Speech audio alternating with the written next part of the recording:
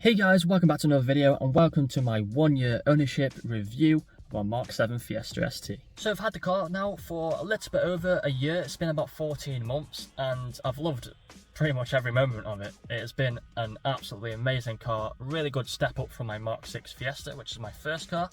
Then I got up to the Mk7 Fiesta ST, step up in power, step up in performance and just quality overall. Really good car. So let's go over some things that have happened, what I've done to the car and all that good stuff in this video. Alright, so starting off, it was pretty original, pretty stock when I did first have it. It did have the Mk7 MP215 kit on it, which was just basically a map, like stage 1 map from Mk7 and also their induction like little air filter.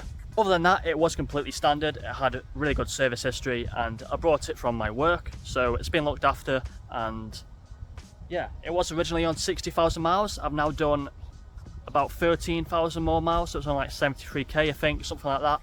So I've had it for over a year and I've done decent miles on it, so I've got some pretty good use out of it. Just by looking at it, you can probably tell it's no longer completely standard or stock. It's not gone overboard with the modifications. It's sort of subtle things, but you can tell it's had a bit done to it. We've got a little bit of a peaking intercooler as well, just in that lower grille. So I guess the first thing that I should probably talk about is the fuel. Now obviously it depends how much you drive, like where you drive it, what you drive the car like. If you drive it like a maniac or you drive it sensibly, that's all going to depend like how much miles you get per tank. For me, I fill it up with the premium fuel. I usually go to Tesco, get the E5 from there. It takes about 70 to 80 pounds to fill a tank up, which isn't too bad really. And it also gets you about 400 miles, just over 400 miles. Well, for me, how I drive the car. Basically, I just drive it to work every day and drive it back home, and then I go to see my girlfriend at the weekends, and if we go anywhere at the weekend as well. But like I said, obviously it's going to depend how you drive the car, if you drive it like a maniac all the time, or if you're a pretty sensible driver, if you go onto motorways and stuff like that. But as an average figure, I get around 38 to 39 miles per gallon, and about 400 miles per tank, 70 to 80 pounds to fill up the tank.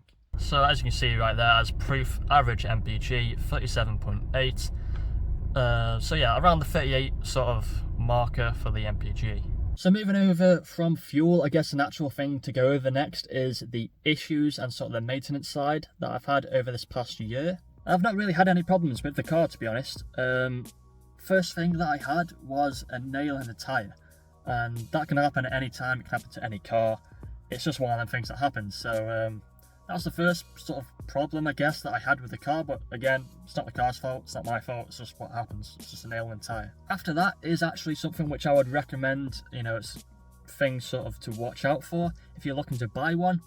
It's the wheel nuts. The standard ones, the standard wheel locking key is absolutely garbage. It's like terrible. Basically what happened is I was taking my wheels off and the key snapped pretty much. So that meant I had to go and get my rest of my nuts removed at a garage because I no longer had a key to take them off, which made a little bit of a mess of my alloys, but I'm going to get them refurbed anyway, properly like powder coated, so they'll look really nice again soon.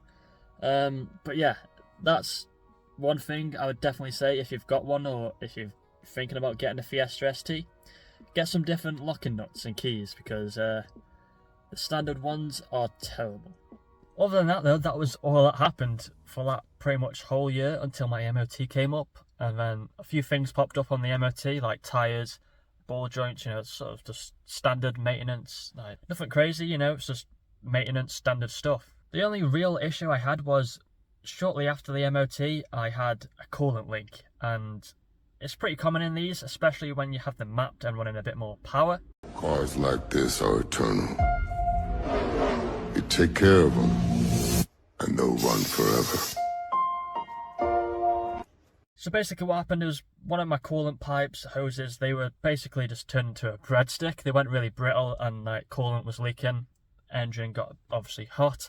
But nothing really happened. I had it sorted pretty much at work within 2 days. Wasn't driven until it was sorted. And yeah, it was a pretty cheap fix. Again, no horror stories. That was literally it. All the maintenance, all the issues that I've had with the car, that's all that I've had. So nothing crazy, no horror stories. It's been a really good car. Alright, so naturally moving on from maintenance, let's talk about the mods. So yeah, I have spent a lot of money on modifications, and on this car in particular. Quite a bit. Obviously I've gone to Collins Performance, had it mapped, and I've had a few other bits that you would have seen obviously on my YouTube, and if you follow me on Instagram. If you're not already, do follow me on Instagram and on TikTok. But yeah, I've done quite a bit to it. I've done the induction kit, I've got it lowered, got wheel spacers, exhaust, and obviously had the intercooler done at Collins Performance, and a few other bits as well. I will do a full video talking about all the modifications, literally everything that I've done to the car. I will do another video on.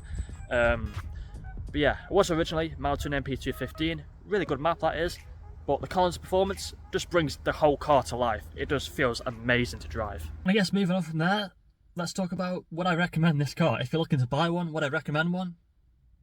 Definitely. Like, as you've seen from the rest of the video, I've not had any major issues, no horror stories with it. Just standard problems and maintenance stuff. I've had a lot of fun driving it. I've gone to a lot of different places. I've put some pictures of the screen of where I've gone with it. And yeah, absolutely would recommend it. For the money, you get a lot of car and you get a lot of fun.